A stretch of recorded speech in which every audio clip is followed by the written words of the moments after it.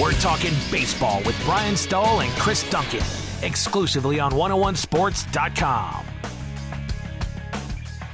Welcome back to 101sports.com, another edition of Talking Baseball with Chris Duncan. I'm Brian Stoll, and everybody talking in St. Louis these days about the future of Lance Berkman as a Cardinal. The Dallas Morning News reported the Rangers have put the bullseye on Big Puma. They want him down in Texas to take over for the injured Nelson Cruz. It's going to depend on what they offer up, but if they offer a legitimate prospect, someone that can help out next year and the year after that, I think the Cardinals got to take a serious look at it. Yeah, because the Cardinals have the potential, pending on the future with Lance Berkman, of receiving 2 draft picks. As a Type A free agent, they would receive a first-round pick and then a supplemental pick in the draft if they're unable to reach a deal with Berkman. Although Lance Berkman has been saying as recently as 48 hours ago, I want to be a Cardinal. I want to be a Cardinal this season. I want to be a Cardinal next year, which you pointed out, that kind of complicates matters. Well, to get those draft picks, you have to offer him arbitration. If you offer him arbitration, there's a chance that he accepts. If he accepts, you're looking at having to pay him $10, $12, maybe even $15 million. And that's a lot of money when you consider the Albert Pujols signing. They've already got Matt Holliday making a ton of money. They've got money tied up in their starting rotation.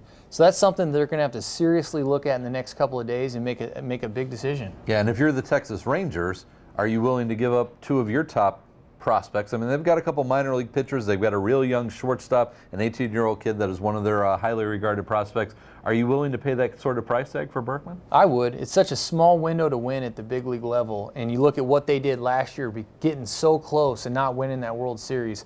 If they can add a bat, someone that can go in and play right field for the injured Nelson Cruz, I think they got to do it. They got to take a serious look at it. You can never have enough offense in the American League. Yeah, and they did it last year, actually picking up Jeff Francoeur from the Mets, but they traded Arias, who's not even in baseball right now, so in pro baseball. He's down and out. So a little different circumstance, though, because Francoeur didn't have the sort of MVP numbers that Berkman has put up this year as far as the value. No, Berkman's a much better player than Francoeur. You look at his 30 home runs, 290 batting average. He's driven in a ton of runs, and he's got that track record of being able to do it consistently from both sides of the plate. And he's actually played pretty good defensively in right field. If you get him in Arlington in that ballpark, I can't imagine what he could do from the left-hand side of the plate, bombing balls to right field. He definitely can go in there and help contribute to that ball club. And for the people that have said, hey, why not borrow a page from the St. Louis Blues, John Davidson with Big Walt and Doug Waite trading him and then re-signing him?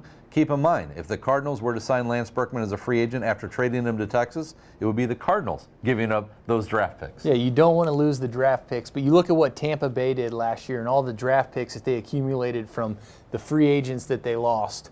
Not a bad game plan. You can get younger and you can get cheaper, and if you have a good draft system in place, you could really bring a lot of good caliber players back to the organization.